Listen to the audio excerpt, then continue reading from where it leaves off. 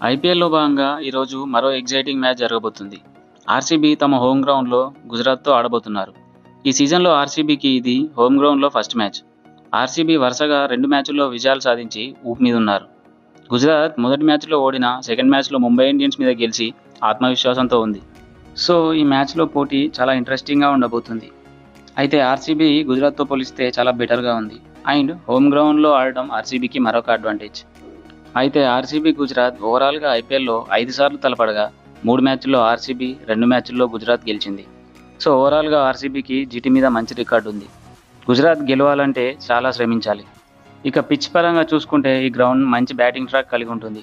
And చిన్న ground కాబట్టి miss edge అయినా బౌండరీ వెళ్ళే అవకాశం ఉంది. ఇప్పటివరకు చిన్నస్వామి గ్రౌండ్లో మొత్తం 91 మ్యాచ్లు జరగా ఫస్ట్ బ్యాటింగ్ చేసిన టీం 41 సార్లు, చేజింగ్ చేసిన టీం 50 సార్లు గెలిచాయి. సో ఈ గ్రౌండ్లో చేజింగ్ చేసే టీంకి చాలా వరకు అడ్వాంటేజ్ ఉంటుంది. అయితే ప్రజెంట్ టీమ్ స్ట్రాటజీ పరంగా చూస్తే ఆర్సీబీ ఫేవరెట్గా ఉంటుంది. ఆర్సీబీ బ్యాటింగ్, బౌలింగ్లో రాణిస్తున్నారు. ఆర్సీబీ బౌలింగ్లో పేస్ బౌలింగ్ కీలకం కానుంది.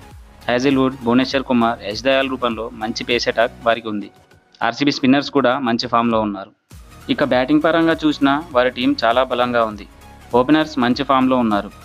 అయితే ఈ గ్రౌండ్లో అత్యధిక రన్ చేసిన రికార్డు కూడా కోహ్లీ పేరు మీద ఉంది. సో కోహ్లీ ఈ మ్యాచ్లో కీలకం కానున్నాడు. ఇక మిడిల్ ఆర్డర్ కూడా చాలా స్ట్రాంగ్గా ఉంది. వీరి టీంలో టిమ్ డేవిడ్, లివింగ్స్టోన్ లాంటి భారీ హిట్టర్లు ఉన్నారు. ఇంకా ముఖ్యంగా చెప్పాలంటే ఆర్సీబీ మంచి స్కోర్ చేయాలంటే కెప్టెన్ రజత్ పాటిదార్ ఖచ్చితంగా రాణించాలి. అతడున్న ఫామ్కి ఈ మ్యాచ్లో భారీ స్కోర్ చేసే అవకాశం ఉంది. ఇక గుజరాత్ టైటన్స్ విషయానికి వస్తే లాస్ట్ మ్యాచ్లో ముంబై ఇండియన్స్ మీద గెలిచి చాలా కాన్ఫిడెంట్గా ఉంది. వారి బౌలింగ్ కూడా ఆర్సీబీకి ఏమాత్రం తీసిపోదు. సిరాజ్ జీటీకి ఎంతో కీలకం కానున్నాడు. చిన్నస్వామిలో సిరాజ్కి మంచి రికార్డులు ఉన్నాయి. రబాడా, ప్రసిద్ధ్ కృష్ణ కూడా మంచి ఫామ్లో ఉన్నారు. ఇక జీటీ స్పిన్నర్లు రషీద్, సాయి కిషోర్ కూడా మంచి ఫామ్లో ఉన్నారు. మెయిన్గా సాయి కిషోర్ జీటీకి కీలకం అవునున్నాడు. ఇక జీటీ బ్యాటింగ్ విషయానికి వస్తే ఆర్సీబీతో పోల్చుకుంటే చాలా వీక్గా ఉందని చెప్పాలి. మెయిన్గా గుజరాత్ వారి ఓపెనర్స్ మీదే ఆధారపడి ఉంది. మిడిల్ ఆర్డర్స్ ఇంతవరకు మంచి పర్ఫార్మెన్స్ అందించలేదు. గుజరాత్ మాత్రం పవర్ ప్లేలో వికెట్లు కోల్పోకుండా ఆడితే గెలిచే అవకాశాలు ఉంటాయి. పవర్ ప్లేలో మాత్రం వికెట్స్ పడితే గుజరాత్ కోలుకోవడం కష్టం.